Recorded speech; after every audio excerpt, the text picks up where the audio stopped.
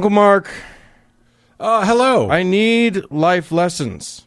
If there's one thing that I need, I need, but I'm not a visual learner. I need to be told. Right. Well, we've talked about certain things in your life, like when it's appropriate to open your pants in public. I think we got through that one. So wait, and the answer was not always? Because the judge was The judge was very helpful. The answer is always in the elevator. Right.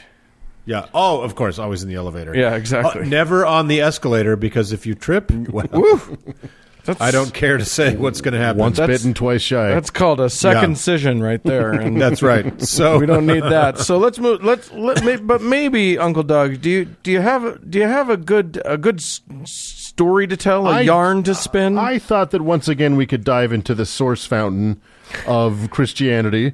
Do you mean all of society's moral? That's right. Morality, where all our morals come from. That's right. All our laws. This segment we originally named Parabullshit, but which you cleverly renamed The Terrible Parables. Yes, indeed. So remember, as we dive into this segment, that according to the Gospels and all of Christianity, this is the pure, uncut doctrine of the Son of God himself, the Yahweh that goes all the way, the Shaddai of Shade, the Jehovah before he knows you, Jesus Horatio Christ.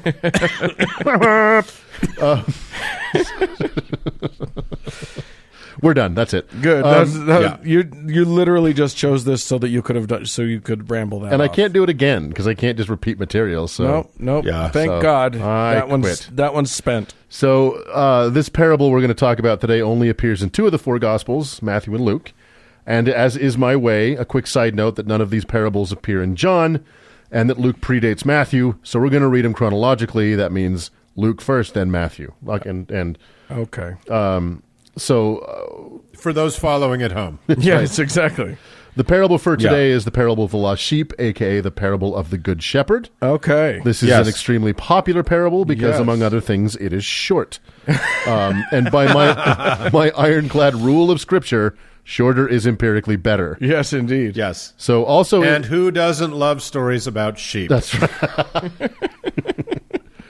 Also, it is one of the most iconic images in the Gospels outside of the crucifixion. That is, of course, Jesus carrying a little sheep, either in his arms or over his shoulder or over his neck. Yeah.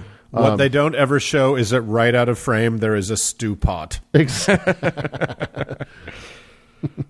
Also, it is one of the most important references to shepherding in the New Testament. And although shepherding and shepherd activities are very important to Christians, it doesn't really pop up that often in the New Testament. In the Old Testament, it's mostly in reference to actual shepherds. Yeah. And it's only mentioned a few times as an allegorical theme, and this is one of them. So today we're going to be reading from the New International Version of the Bible. The NIT. Yes, the NIT. This parable is apparently part of a trilogy of parables regarding redemption.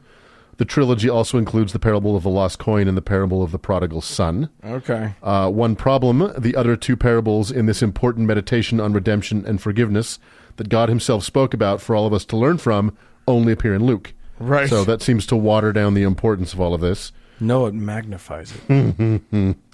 So, like I said, it's not long, so let's dive in. This is Luke 15:4-6. Okay. Suppose one of you has 100 sheep and loses one of them. Doesn't he leave the 99? 99. Correct. Ding. All right, moving on. Fuck, I was late on the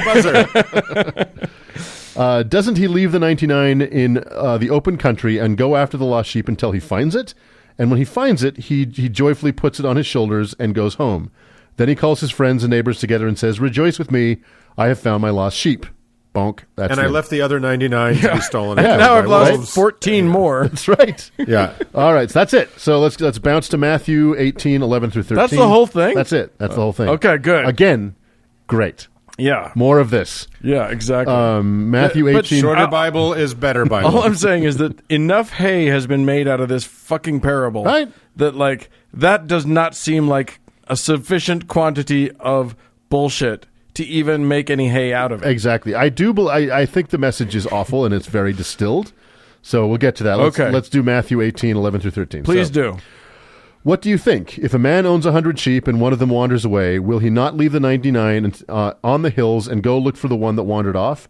And if he finds it, truly I tell you, he is happier about that one sheep than about the 99 that did not wander off. Okay. No, wait. Which Star Trek was it? Oh, don't you step on my fucking punchline. Oh, okay. All I'm going to Smack say, you up one side. all I'm going to say is, at some point we're going to see Ray Comfort hold up a sheep and go, "Behold, the atheist nightmare." So as Uncle Mark tried to steal my material, and No. as Captain Spock himself said, while dying in the dilithium chamber of the Enterprise as the Genesis planet was being formed from the dust of the Mutara Nebula and the wreckage of the Reliant, including the remains of Khan Noonien Singh himself, he said the immortal words, "The needs of the many outweigh the needs of the few, or the one." Right. I do not take that back. I stand by that paragraph, and I didn't even have to Google a goddamn thing. I believe you 100%, and I won't say that it's sad, because I know a bunch of our listeners are like, we're nodding in pleasant agreement the entire time. Doug loves the Star Treks. So I'm not a shepherd, and I know that will come as a shock to many of our listeners. But this seems odd to me. Yeah. Right. Yeah. Like if I leave my 99 helpless, stupid sheep Right. to go looking for a lost one, can't a pack of predators do a lot more damage in my absence than the possibility of losing that one sheep? Not only that, but okay, in your own story, sheep are apparently prone to wander. Yeah. So if you go and now again, yes, we're not shepherds. We don't know. But it does seem like you leave the whole thing and go and find the other one, you're just begging to lose more sheep. Right. No matter how it plays out, you're just begging for that. Of course. And nobody that knows anything about money or things would ever think that's what you do. Yeah. Right? You have a haystack of $100 bills, but you drop a nickel down a fucking storm drain. So And you're like, find a way to get down the storm drain to get the nickels, and then when you get back and the haystack is gone, or good job. or when you get back and the haystack is still there, you love that nickel the most. Right. And that's right. in the Matthew version where he says he is happier about that one sheep than the other 99. That seems immoral to me. Yeah, I mean, it's one of the, Yes. so okay, what we've done is we've shredded, in our view, in our non-shepherd view, the literal idea of the story. So let's dig into the parable idea of the story. Right. What are we supposed to mean by this? Because I can't think of a way. I know how I've heard preachers twist it, Yeah. but it still doesn't make sense to me. Well, and I guess it's the value of a single soul. Right. Which is okay, but why does the other 99, why are they diminished in value?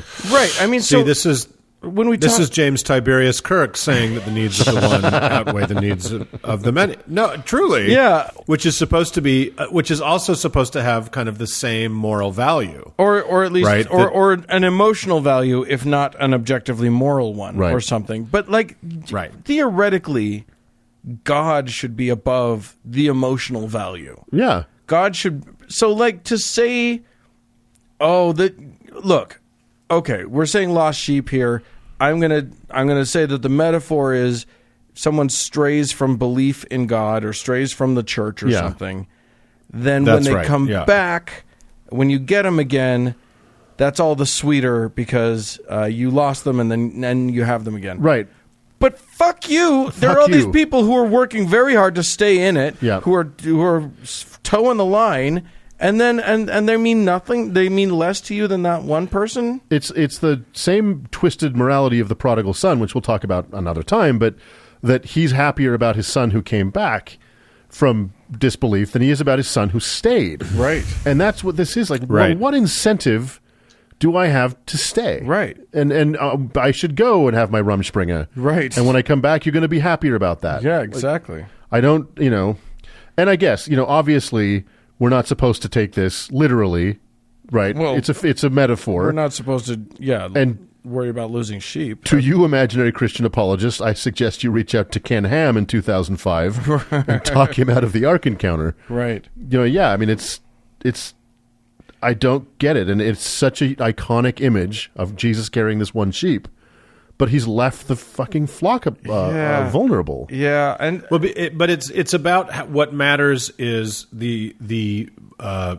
adhering to and the enforcement of orthodoxy, right? Yeah, it's that if somebody ever strays outside the tribe, any effort to get them back is worth it. Yeah, it doesn't matter what sacrifice you make to get them back. Yeah, better to and if you sacrifice the entire the health and safety or whatever and welfare of the entire flock, what's most important is to never let anybody stray from belief. Yeah, I suppose. Well, and it's that. I don't know. It's so weird to me, and the whole sheep shepherd thing, which gets hit so often in the New Testament, it really bothers me. It's really sexy. It's really sexy. Well, I mean, to me, it's like this thing of like, does anybody want to point out that you're comparing yourselves to sheep, right? Who need a shepherd, right? There's no autonomy. There's no sense of like, it's always you are sheep. Or you are the children of God. There's all of this language that infantilizes and diminishes the abilities and thinking and processing of the individual person.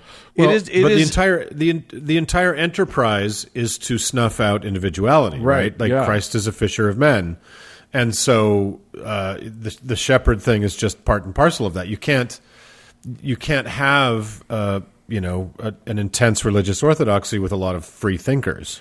Well, and isn't it funny that, in point of view is so important.